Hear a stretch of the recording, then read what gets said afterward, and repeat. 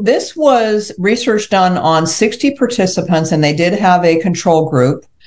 And the participants, this was over a period of 6 months, and they didn't change anything else in their life. They didn't change diet, they didn't change anything else. Okay, so this was just adding twice a week a HIIT program. Okay, they did not, in the research paper, they did not state the duration of the HIIT program. So, but typically, and I think you've probably seen this too, Jimmy, it's anywhere between 20 and 30 minutes. That's typically what you'll see in recommendation. So I'm going to assume it was somewhere in the 20 to 30 minute range on this research. So these were looking at patients that already had established cardiovascular disease. All right.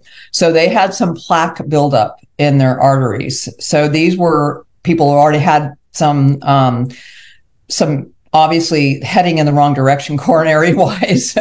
So they didn't say exactly what they were at a higher risk, but they didn't say exactly what their blockage rate or anything like that was. So we don't really know that. But the results were pretty remarkable, because what they found was at the end of the 6 months, it not only halted the progression of the coronary artery disease or atherosclerosis, it halted the buildup of atherosclerosis.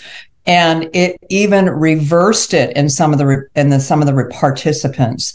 So that is huge, because once you have some atherosclerotic plaque buildup, there's not a whole lot of things that have been shown to actually reduce it or reverse it. Obviously, stopping it is good where it's at, but something that can reduce it, and just twice a week doing the HIIT exercise. So to me, that was profound research, and in my opinion, one huge reason to do it. If you're older, if you've had any, if you're on any kind of a statin because of atherosclerotic plaque, if you have a history of heart disease in your family, anything like that would be a real good reason to do this. So that was, to me, really, really good research.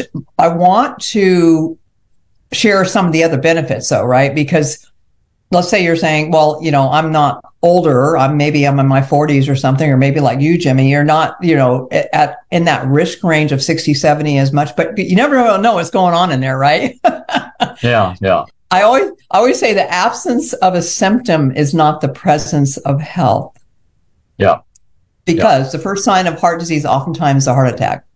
So, and it's the last symptom you feel too sometimes. Yeah, it could be. Yeah. It could be. Yeah. So let me just give like an analogy for those of y'all who may not understand why HIIT training can help with the reversing of atherosclerosis, basically plaque buildup, preventing plaque from building up within your arteries.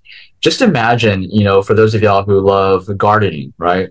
If you have a hose and you constantly, let's say you're watering your plants, like here in Texas, we're on a water restriction. We can't water our plants. We can only do it once a week now. And so all of our grass is dead. And so, but if you get a hose, and so you don't turn on the water, right? If you really cut the hose open and you look inside of the hose right now, like here in Texas, it's got all this moldy, grimy stuff. Just imagine that is plaque, right? Now, so imagine if I turn on the water, in spurts. So I turn on the water in spurts. What does it do? It flushes all that mold and plaque or mold and grimy stuff within my garden hose, and it pushes it out, right? That's the same thing. You can imagine that's the same thing as HIIT training. HIIT training is you're just pushing blood through your arteries, and it's washing out all that plaque, and that is sticky, right? So it's pushing it out and helping. It could be eliminated through your bowels, eliminated eventually through your kidneys. So that's just like turning on the water hose and just pushing water or pushing blood through your arteries.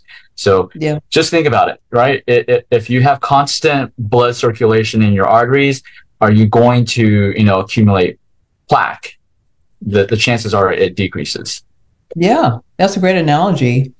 And the other benefit, so let me read you some of the other benefits. One I just was thinking of when you were talking about elimination channels was lymphatic. Your lymph system doesn't have a pump. So when you're doing this, talk about moving lymph. I mean, this is really moving lymph. So that's really good because one of your elimination systems in the body for getting rid of junk and garbage. And, we always talk about it being the garbage, the garbage disposal. So belly fat, obviously that belly fat, this has been a lot of research done on belly fat and HIIT training. And so my story is just an indication of what it can do specifically for that area of the body, which is really cool. Then there's also another hormone that's stimulated when you're doing HIIT training. That's a human growth hormone, HGH. And, there's a lot of movie stars that take injections of HGH. Mm-hmm. For staying younger longer, right? Yeah. But what if you can make your own HGH? So, HIIT training increases your HGH for up to 24 hours after a HIIT training or a HIIT exercise program. For 24 hours, you're going to be pumping more HGH out, which is awesome.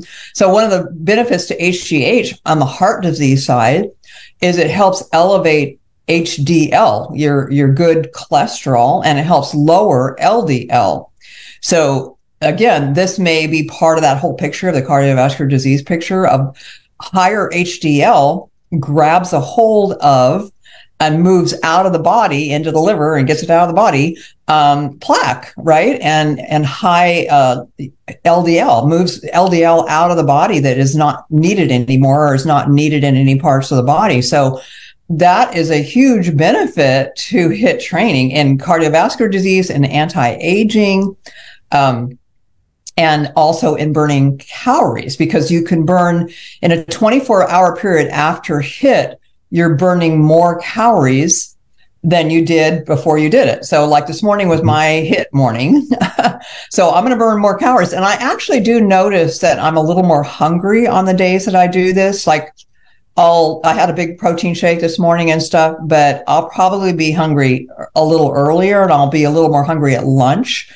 So what I do is I make sure I do more protein during that meal, because if I've torn down some muscle tissue while I'm doing that, actually during my HIIT training, I do squats and stuff too. I work my lower body because I do mine outside with my tennis shoes on out in the country.